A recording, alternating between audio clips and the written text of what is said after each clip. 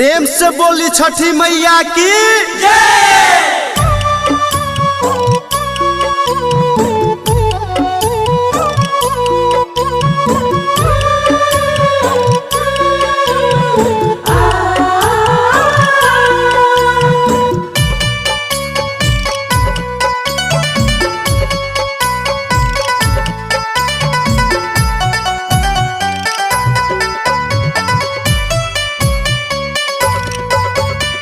बसवा के सिपुली में नारियल नेमुआ रखले अनार बारी हो। बसवा के सिपुली में नारियल नेमुआ रखले अनार बारी हो। भूखल पियासल परबैती न अरघले के खार बारी हो। भूखल पियासल परबैती न अरघले के खार बारी हो।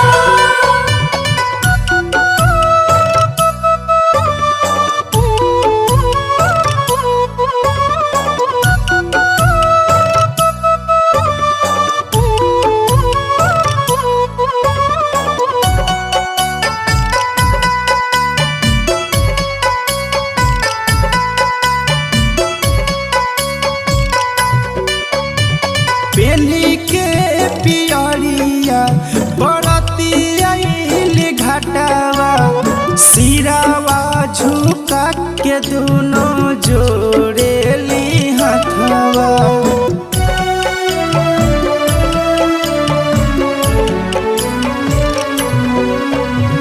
बेनी के पियरिया बरती आइल घाटवा सिरावा झुका के दोनों जोड़ेली हथवा।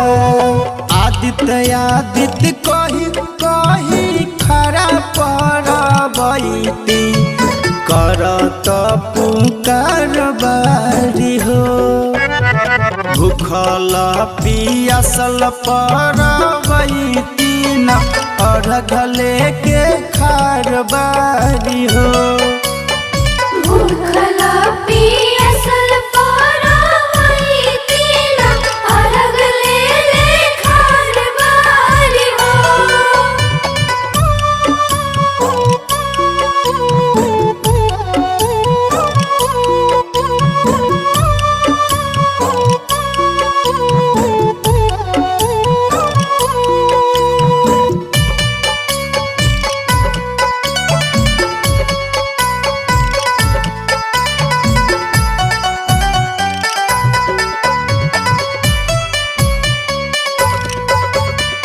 पानी बीच खड़ा हो के देवेली अरघिया एक साथ जुटल बाटे सारा हो बरघिया।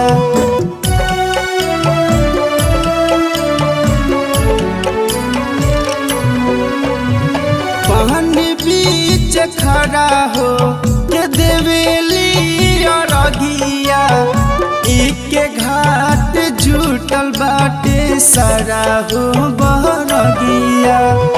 मौसम नीतेश छठ कर तिवई हमार बारी हो। भूखल पियासल परबैती न अरघले के खार बारी हो। भूखल पियासल